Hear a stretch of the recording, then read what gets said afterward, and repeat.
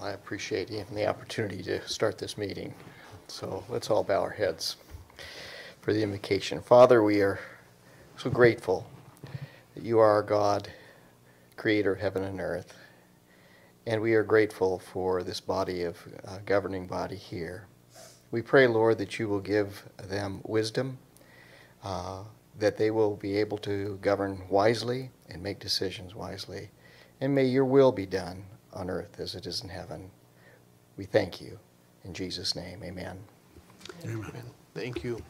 With that, I'll call the meeting to order and ask that you please rise and join us with the Pledge of Allegiance. I pledge allegiance to the flag of the United States of America and to the republic for which it stands, one nation, under God, indivisible, with liberty and justice for all. Thank you. Rose, could you call the roll, please? Councilmember Boger. Councilmember Wagner. Here. Councilmember Greenlee. Here.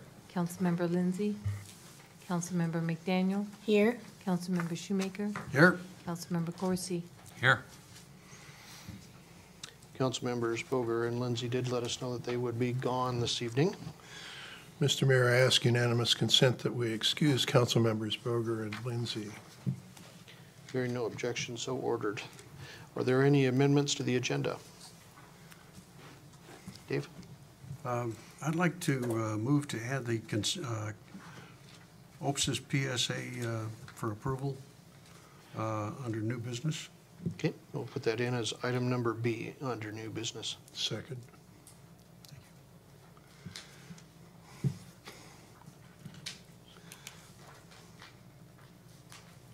Got a motion and a second to add the PSA with OPSIS Architectural under new business. Any council questions?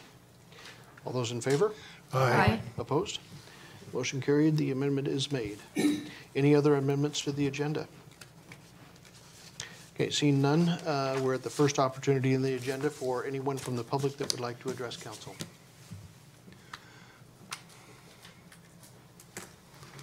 Good evening, Dan. Good evening, Council. Dan Duringer, 931 15th Street in Washougal. And I'd like to address the council on the appointment of a new councilor. We all know that we need somebody that has practical ability, to deal with the city's responsibilities. But I do want to ask, and we all know that we need a visionary too. But my point is, we need someone more than just someone who's practical. It's got to be someone who has a spirit about them and is visionary for the city. And you know that I've been a proponent of having a prayer in this chamber here before. And frankly, we need to have a counselor that understands the need for a recognition of the idea of God in city business too. And God's a mystery. And we need someone that understands that about life, that we're all seeking. And we don't need someone that knows it all. And that's what God is. It's a means for us to recognize that we're all going towards something that we really don't understand. So, and I know that there's been opposition on this council to the prayer issue, having a prayer. We have 3 councilors here. All 3 of them are involved. 2 of them are involved in religious faith, and the other one is a spiritual person. I don't really understand what the opposition is. It doesn't make sense to me. One says he just simply can't pray with other people of other faiths. Another one, I don't know, I forget what the other one was. But to me, it kind of seemed like a slavish partisanship thing going on. And I don't understand it. And I'm asking in the appointment of this counselor that the consideration isn't done for partisan reasons or something like that. People need to have a visionary for this position. And that means somebody that understands the need to understand that life's a mystery. and it does belong in city council business. It belongs in federal business. It belongs in our history as a nation. So my request is that you consider the applicants on their ability to lead this city in a way that will liven its spirit. Thank you. Thank you, Dan. Anyone else that would like to address council? Okay, not your only opportunity. Moving to the consent agenda, council, this evening your consent agenda has 5 items on it. Your workshop minutes of January 9th, 2017. Your council minutes of January 9th, 2017. Your accounts payable totaling $626,940.24. Your payroll claims totaling $249,795.23. An agenda bill 02-17. A supplemental agreement number 2 with Washington State Department of Transportation for the Washougal Jemtigard Safe Routes to School Pedestrian Trail. Council? Mr. Mayor, I ask unanimous consent that we approve the consent agenda as read. Hearing no objections, so ordered. Moving to new business, Agenda Bill 3-17, a resolution on the Sladen retainage release. Trevor?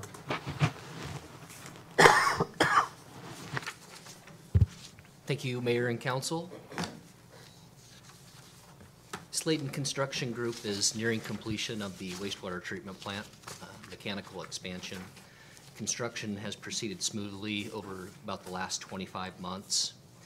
The work described by the base cons, Sladen Construction Group will provide a retainage bond for the exact amount that's been retained, $579,313.18. Revised Code of Washington, RCW 6028-011, allows cities to accept retainage bonds in lieu of withholding with retainage on project payment as an acceptable surety. Since the project is not complete, the city will continue to retain the 5% retainage throughout the completion of the contract and project.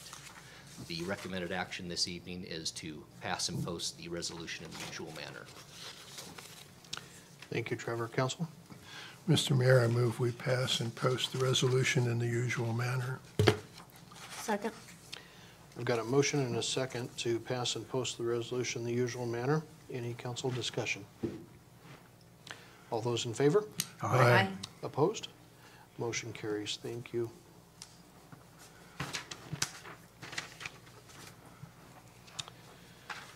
Agenda Bill 04-17, a professional services agreement with UPSIS Architectural for community center needs analysis and feasibility study. David.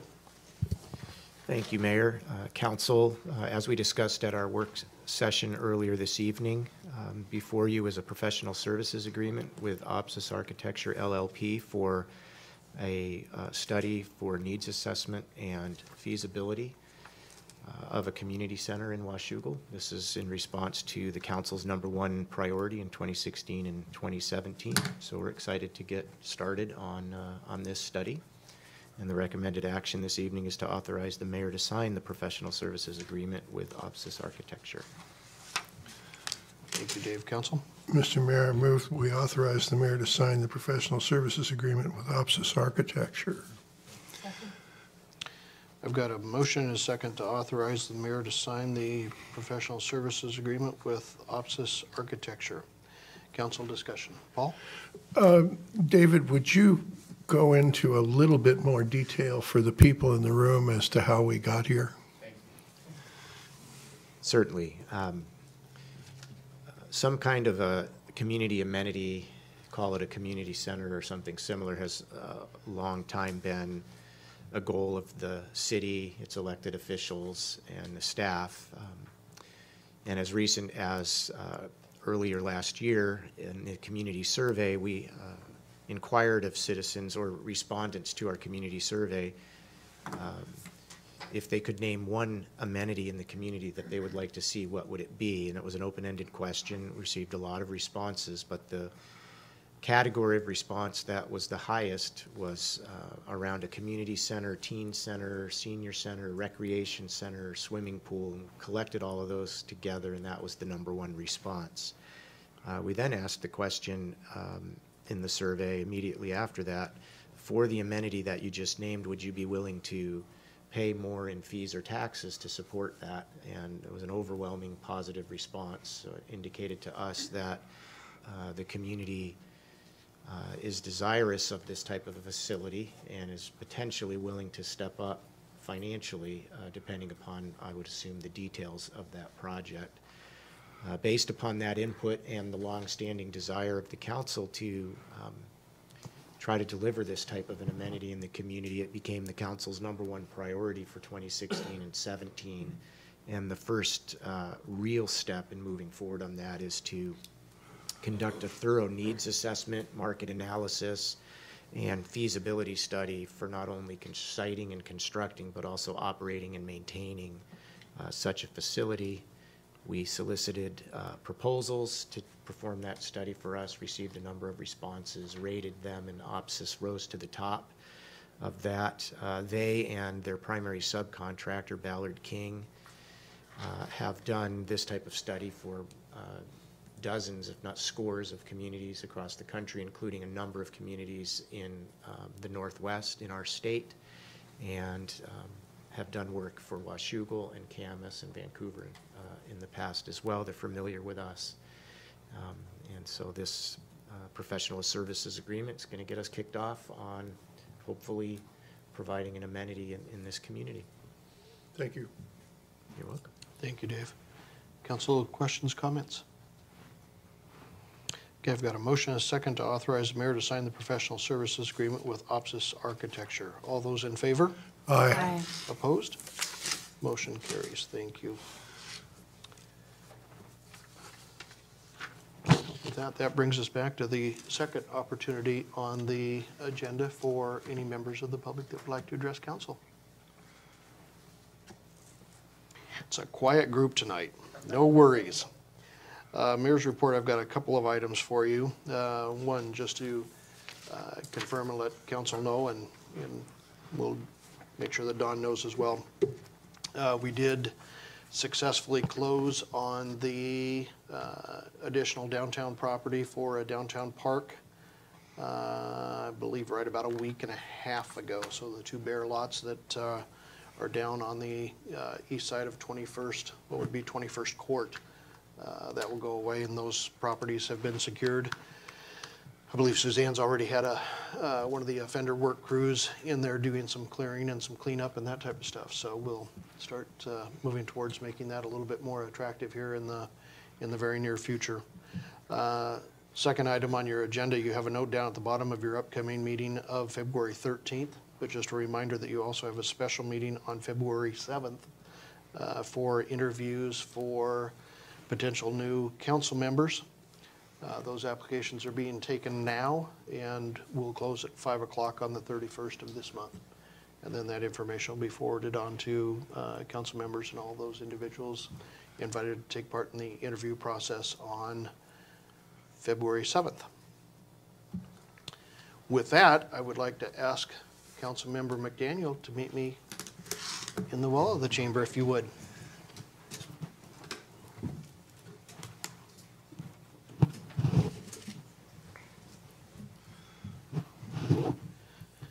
This is Jennifer's final meeting on the city council. She and her husband have purchased a home and will be moving out of the community after this month. So we wanted to make sure and do a little bit of recognition this evening. 9 years. Wow. And I tell you, for those of you who have not been in an elected position, 9 years is admirable. Out of the I guess the atmosphere that we've had the last few years in this country and in this county, and certainly in a variety of different areas, 9 years can be even longer than that. But Jennifer, this is a certificate of appreciation presented to Jennifer McDaniel. The Washougal City Council, on behalf of its citizens, appreciates your 9 years of outstanding commitment and service as a city council member. But wait, there's more.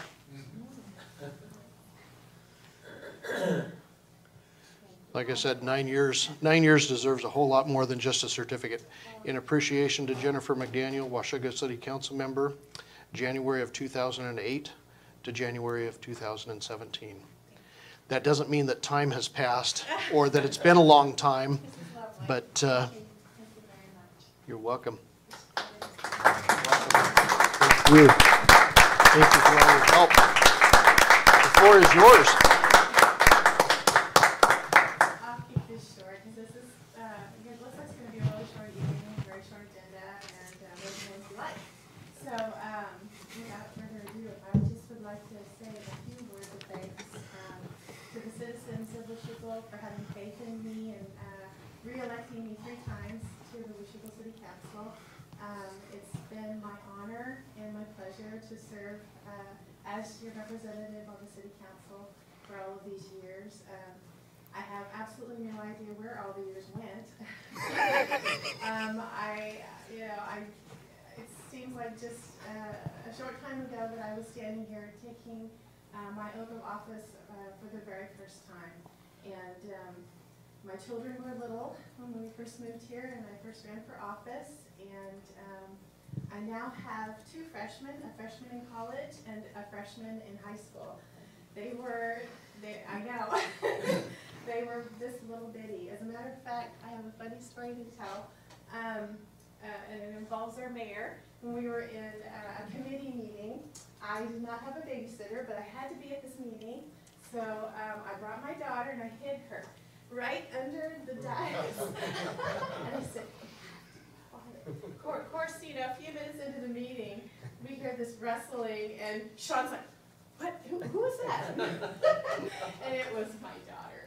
She was under there. So anyway, that's what was a funny story. But yeah, it's been, you know, we've had our ups and downs as a city and as a council, but I couldn't have done it without all of these very strong and intelligent, amazing people that surround me. Of course, the staff is phenomenal, and I will miss seeing them on a regular basis, so I'll have to, when I'm not moving far, I'm only moving to Camas, so I will come by and visit as frequently as I can. But as I said, it's been an honor. Thank you so much. Thank you.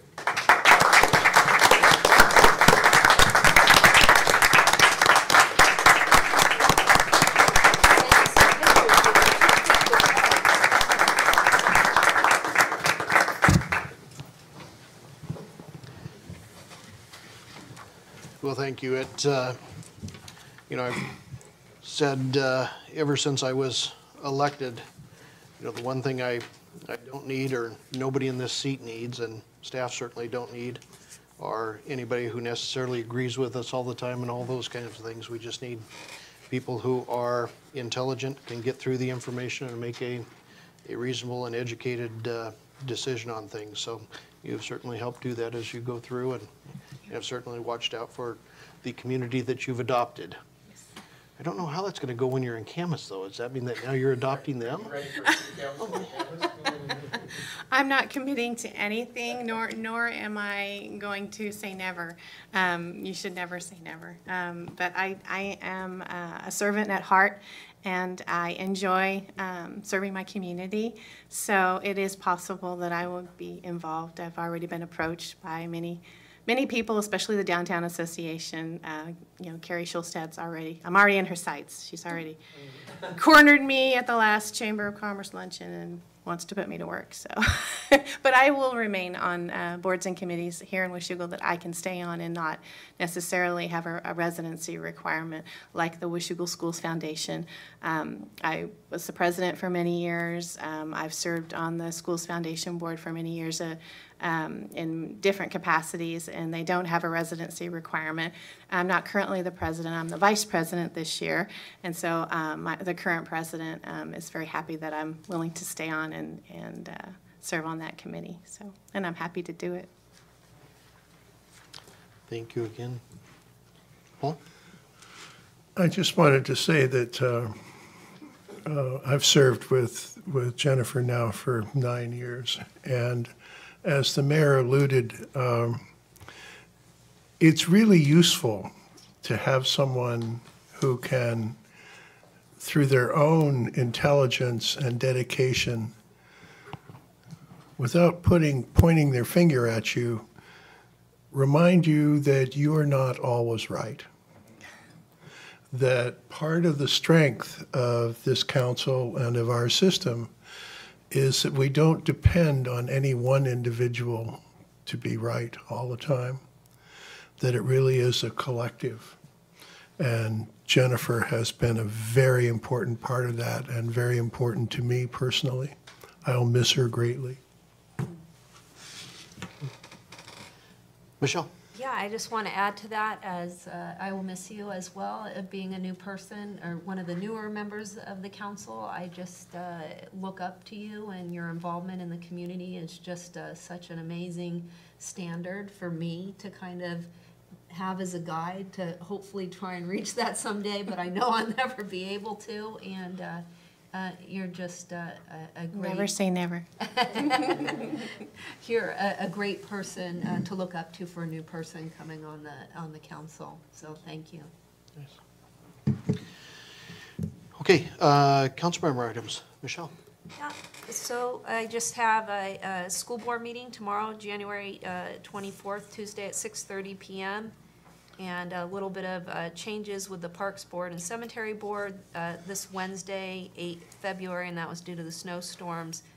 Wednesday, February 8th, 8 to 9 a.m. for the Cemetery Board. And then the same day, Wednesday, February 8th, 3 to 4:30 p.m. for the Parks Board meeting, if anybody's interested in that. And that's all I have. A couple of things coming up. There is a group in Washougal called Unite, the Washougal Community Coalition. They are dedicated to prevention, tobacco, alcohol, and drugs amongst our youth. And it turns out that some years ago, some very smart people observed that what they were doing with prevention wasn't working, that you really needed to be a lot smarter than just say no. There's a lot more to it than that. And it turns out when you start pulling on smoking or alcohol, very quickly you come up with abandonment and abuse. You come up with school dropouts. You come up with suicides. You come up with this whole mess. And you can't work on one piece without working on it all together. At about the same time that that happened in the state of Washington as part of the Division of Behavioral Health and Recovery, in Washington, the White House created the Office of National Drug Control Policy. ONDCP and some other agencies have now for a number of years had a program called Drug-Free Communities. If you win a DFC grant, you get $125,000 a year for 5 years. Washougal won their grant last year. And so this is the first year of that grant. Before that, Unite had been operating under a community wellness and prevention initiative that's part of the Department of Social Services for the state of Washington. Both of those grants exist. The organization is now growing. And anyone who is interested in being a part of this, obviously the school district is our most important partner. But anyone, just as an aside, for example, we offer parenting classes called Guiding Good Choices that's really directed at the parents of either middle schoolers or middle schoolers about to be tweens. What it's about really is trying to develop the skills and the habits of communication so that once those tweens become teens and adolescents whose job it is to find out where the borders are, to step over the lines, to challenge everything, that if you have the habits and the means of communication to get you through those times, you all will be better off. And that's what Guiding Good Choices is about, is developing those. It's a small class, 12 people. Meals are provided, as is childcare. If you go to the Unite Washougal website or Facebook page, you can find a reference. I think there's, at this point now, a Guiding Good Choices Facebook page also. That's just one of the things that Unite does. So the reason I bring all of this up is that Unite has an open meeting called the Coalition Meeting every month, twice on Thursday. Some people can make a noon meeting, and that's over at Washougal Coffee Company. And there's also a 4:30 meeting. These are roughly an hour and a half meetings. That is over at on the second floor of the East County Family Resource Center. So if you're interested and would like to participate, we would love to have you. This coming Thursday, January 26th, noon at Washougal Coffee Company or 4:30 at East County Family Resource Center. I have an RTC meeting coming up on the February 7th. I don't know what the agenda is yet. It will be over at 6, so I will be here without a problem for our meeting. I've lived all over the country. I went to grade school in Billings, Montana. I've actually seen a 47-inch snowstorm. And as I looked out my window over these past few weeks, and I would see the snow, and the snow turn into slush, and then freeze, and then slush, and then freeze, it reminded me of Boston, where I used to live, and how glad I am that I don't live there anymore. Thank you. Jennifer? Dave? We've got a public safety meeting coming up. It would normally be the third Monday of the month in February. However, since that's President's Day, we'll schedule it for the next day at noon in chambers here, assuming that we've got the room.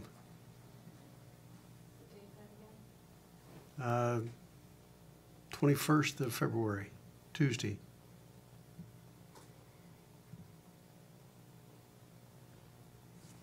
Where go? Okay. And I would personally like to thank the state of Texas, the Lone Star State, for loaning us Jennifer McDaniel for the last 9 years. Godspeed. May you have fair skies and a following wind. That's all I have, Mr. Mayor. Dan? Okay. One quick item before we move to adjournment. Dave, can you remind me, I know on the 7th, if we can make sure and get this information out to council, we've got, obviously, there'll be some number of candidates in front of council for the open position. Do council members come up with their own questions for each one of those candidates?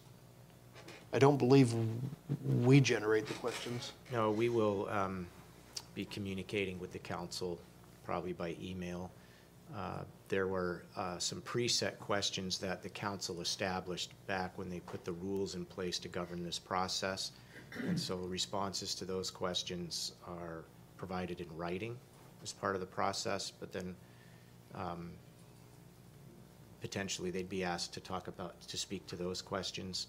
And then what we did in the past is solicited questions from the council, a question.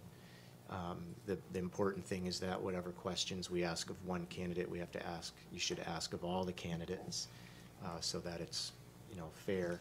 So we'll communicate with the council between now and then, and if there's a specific question you would like to ask, then we'll make sure that that's teed up so that the question can be posed.